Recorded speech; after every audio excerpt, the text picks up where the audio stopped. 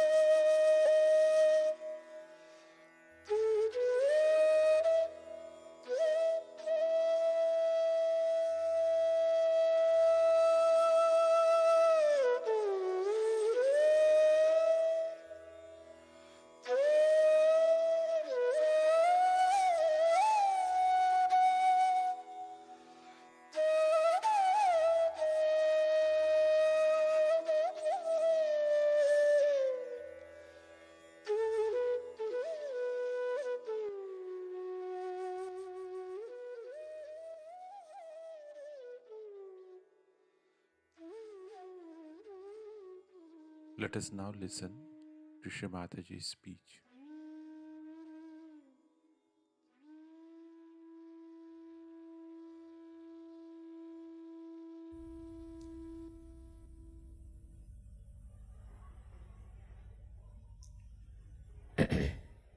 Today we have gathered here to do the Kundalini Puja or the Adi Shakti Puja. There's a difference between the two. Adi Shakti is the total power of God, of His desire, while Kundalini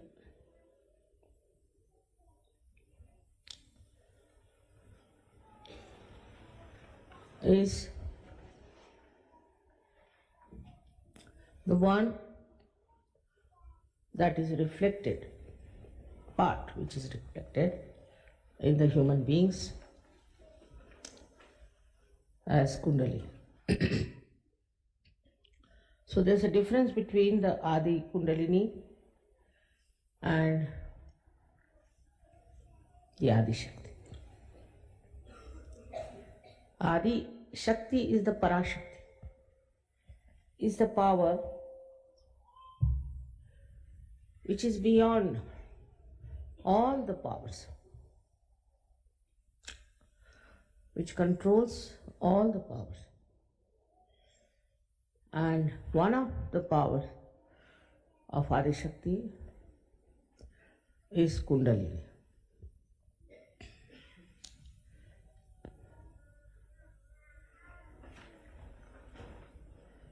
For example, the Kundalini which is placed within me in the triangular bone is not totality of me. In the same way, the Kundalini which is placed within you is not the totality. Of course, it is the power which is there to give you your self-realization. It is the power that redeems you, that nourishes you, that enlightens your centers. But there are two other powers, as you know, very powerful, which are working through Ida and Pingala. And the third one is Mahalakshmi, which is in the center. Now, Kundalini's main job is to give you your self-realization, because she is your individual mother. Everyone has the Kundalini within himself or herself, reflected whatever may be the quality of that person. Now, as you see, reflections fall on everything. Say the reflection of the moon falls on the stone, we don't see any reflection. It then falls on a better reflector, say the water, then we can see the reflection. But when it falls on a mirror, which is very nicely made, say in Belgium, it reflects better.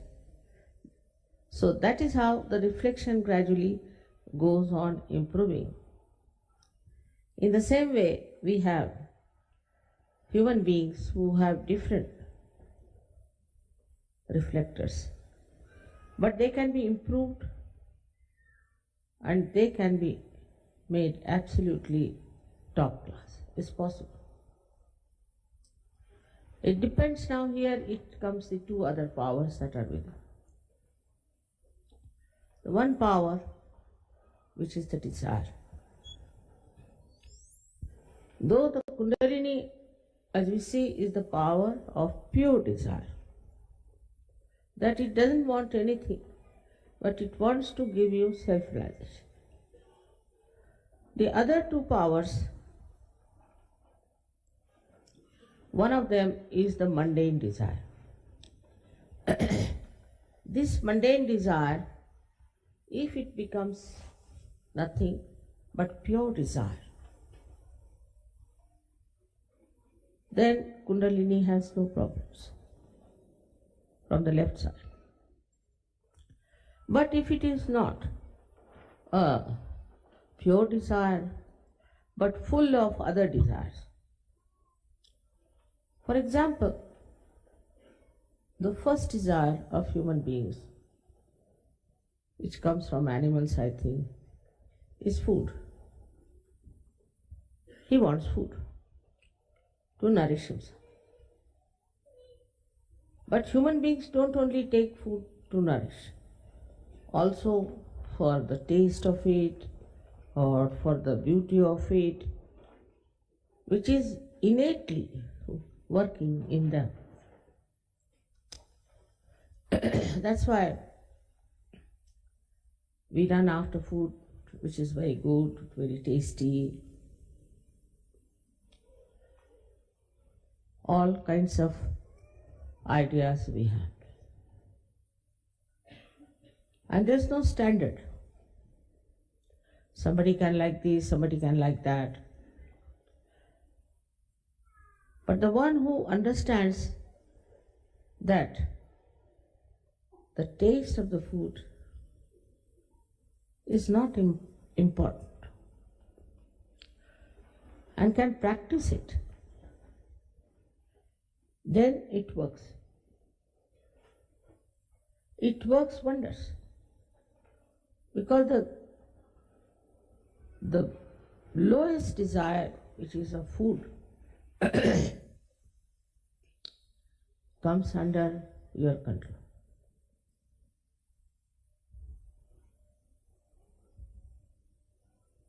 If you can sometimes go without food, of course not for God, but for yourself. God doesn't want you to starve. If you can live without food, if you can enjoy every type of food, then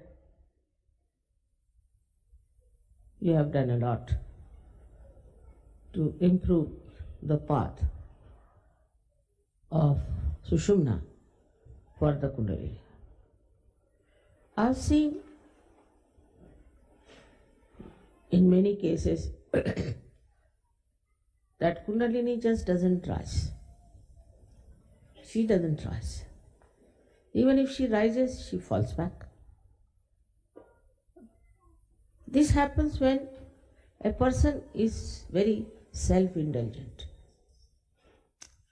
He's all the time thinking of things which are not of very great importance for spirituality. Apart from this, there's another horrible one desire we have is to grab as much money as possible, to think about money. This time I had a bad experience because Sahajogis came down to me and told me, Mother, they are asking if we should reduce the puja money or something. I was shocked because I never decided about it. It's all decided by the leaders. I said, I'm not concerned. Then they would like to have a bargain, as you have in the shop, you see. Or maybe some sort of a sale or some sort of a thing. This is one of the greatest dangers in your ascent. For a guru, people pay millions and millions. Here you know I'm working it out for your projects, I'm buying lands for you, I'm doing things for you, and for which you need money. But nobody comes forward with any donations as such. They won't. They don't understand that it is for you I have to have all these things, not for me.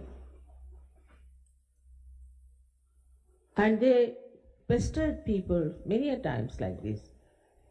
Once suddenly we decided that we could have 50% payment. Immediately, so many telephone, are you going to have 50% less the bargain price? We are coming for the bargain. Is the sale programming. For example, in the sale, what do they do? They offer you something so that they can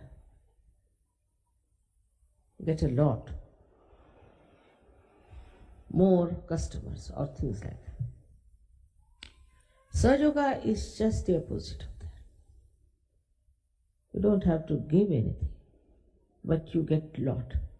But this is not for sale. This is not for sale by any chance. It is a thing where you have to pay because we have to have all these things, and I have to pay so many things which you do not know. Like last time we had about, I think, 50 people who came just free. Some of the leaders, no. But some of the leaders, they just go on asking like this because, I don't know, perhaps they want to save money or they want to popularize themselves among the disciples, maybe. That is the reason.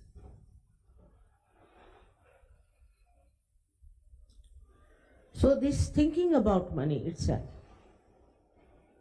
is a very detrimental force for your spirituality. Otherwise, what others are doing is the same. All the time they are thinking of money, thinking of money.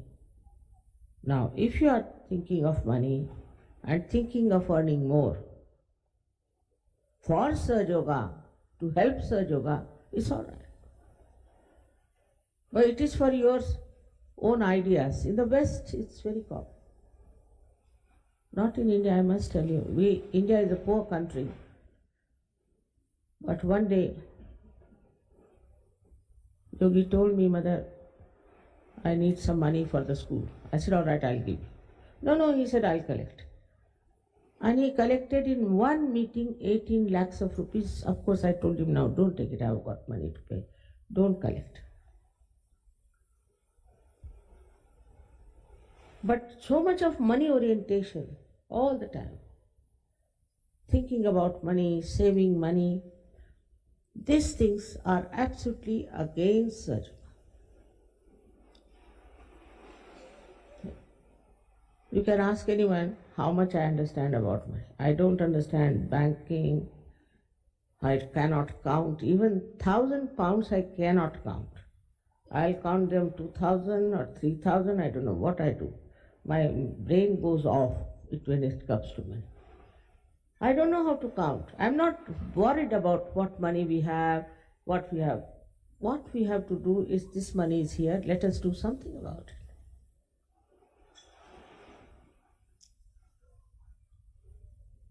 Today, I don't know why I have to tell about this gross subject, but it has been pointed out to me, Mother, you never say anything about it, and the people are getting really materialistic. That's a very sad affair. Even one person who is materialistic will have to go out of Sahaja. Gradually it will work that way, and you will be surprised that you are out of Sahaja. It is very amazing how, after getting realization also, getting on top of the world, we still live in small little holes like rats of this money business. This money has brought so much problems to our world. You can see it clearly. All this economics and all this knowledge of economics, where it has gone? Is the world better by it? There's recession going on everywhere. Everybody is unemployed. In every country you go, there's unemployment so much. This is so much. That shows that this economics is also a very artificial science and dealing with the weaknesses of human beings, not with their strength. If they could know the strength of human beings, they would have done much better than they have done so far. I'll give a simple example.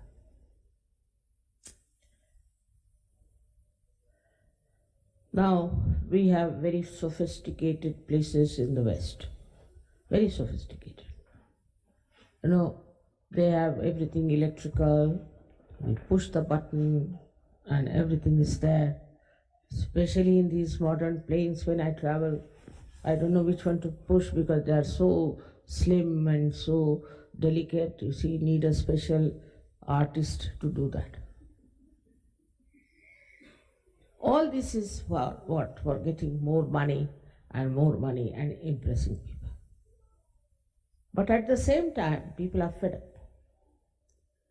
When all these sophistications are on, they are fed up with computers, they are fed up with electricity, they are fed up with cement, they are fed up with all kinds of artificial things. It's a fact.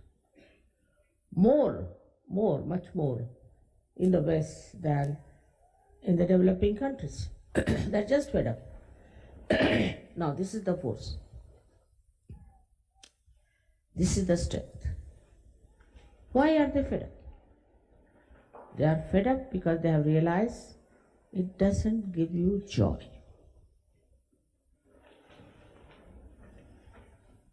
It doesn't give you soothing feeling. It irritates them. So it is against human mind, human character, or human civilization. Something inhuman. So now what to do? I went to America once and went to see a friend of ours. And all the houses were covered with the cow dung color. So I said, why do they have this cow dung all over these houses, What is the matter with them? Why don't they have nice white, or another people like very much use this sand color? They said nowadays these Americans want to have cow dung. I said, cow dung for what? Because they are fed up of cement. Now they can't get so much cow dung here. So they have a special way of making cement look like cow dung. They mix up things so the color comes out like cow dung. So I said, why the cow dung of all the things, you see? So they said that some of them went to India and they had to sleep in some huts which were covered with cow dung. So they found out logically that cow dung, if we have, it will be the most soothing color for us. And so there were articles about it, and people have started using cow dung. So what is the force now behind? What is the strength? The strength is that they want to live in natural way. They don't want to have artificial things. So they go to another extreme to have cow dung. Sahaja Yoga is in between.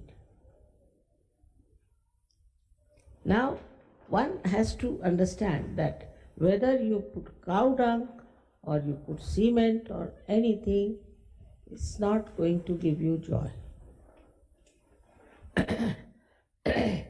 See, for India, people who have got cement houses are great. According to them, cement represents luxury and also wealth.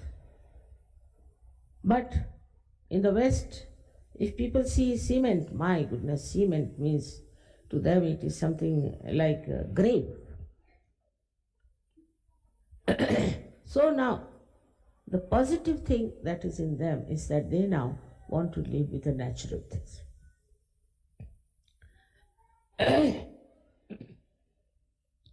They want to use natural material, natural life. But to the extreme, if they go, you see, we had anti-culture like hippism and all that. It brought no luck. So to get from one end to another extreme is also not conducive to a human life. Because, and you see, a human being cannot become primitive. Even if he tries to dress up like a primitive person, his brain is modern. So, when they get fed up from one to another, they don't realize that what is the missing point. In both the things, whether you live like a rustic person or a very cementy person, any type you might live, the missing point is that in everything there is a competition. Once it starts the fashion, all right, everybody will have cane chairs, everybody is having cane chairs.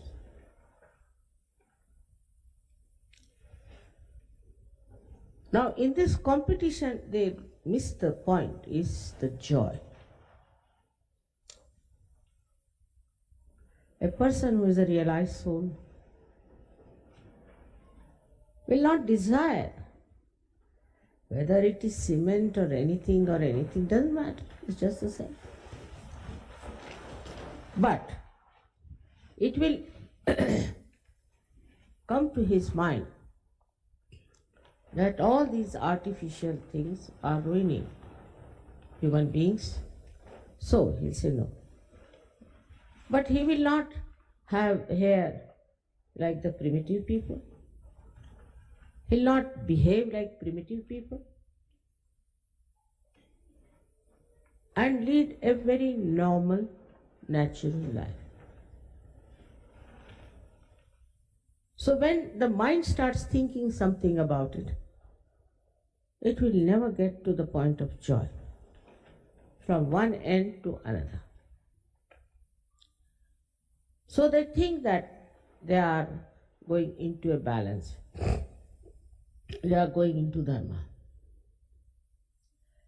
But my experience is different. Even those who were hippies, I know them, they used to eat like real gluttons, and they are very much interested in their comforts, and they would go to any extent of snatching anything else that belongs to somebody else. They thought they now become hippies, so they are already the landlords, because they have given up this, they have given up that. So the mind that suggests that to overcome your money orientation, your competition, and all these artificial things, you should change your lifestyle. But that doesn't help. Never. It's just a play of the mind from one to another. So, how to detach yourself?